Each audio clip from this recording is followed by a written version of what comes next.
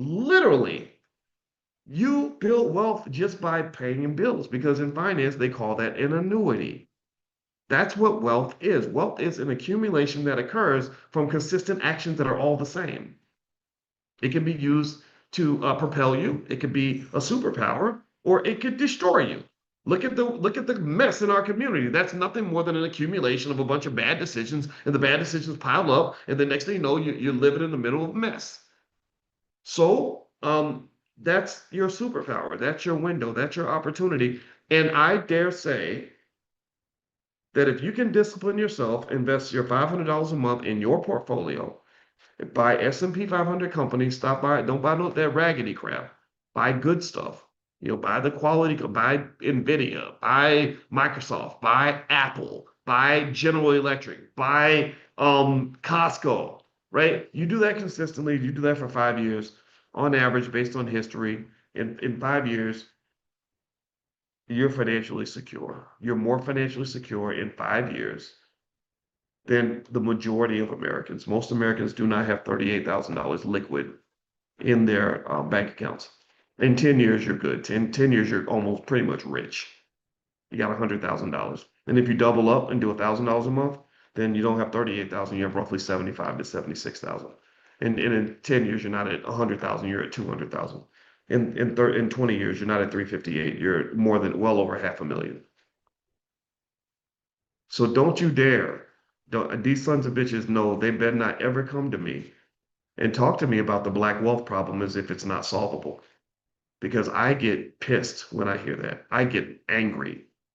I'm like, how dare you come and tell me that I can't do what that white man's doing?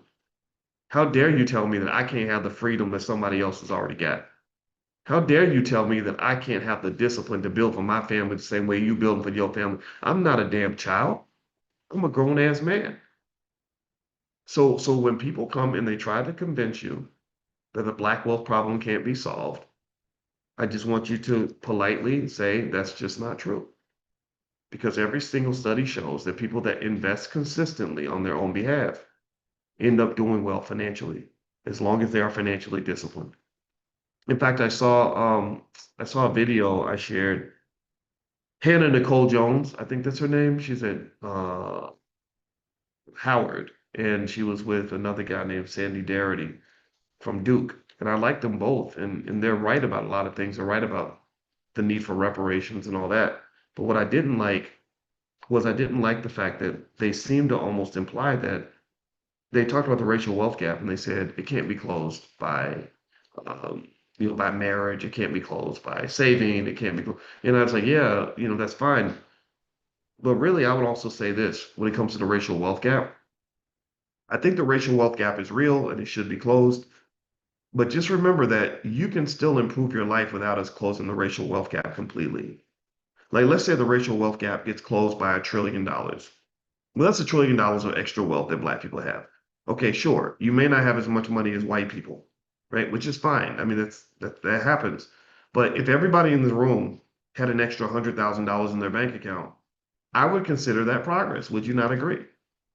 And whether or not I define that as progress would not be predicated on whether or not we have the same amount of money as white people. When I when I'm building my wealth, I'm gonna tell you, if you ever want to stress yourself out and curse yourself, spend all your time comparing yourself to other people.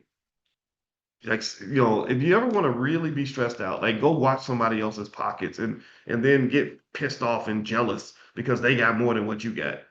That'll keep you up at night. That'll drive you crazy.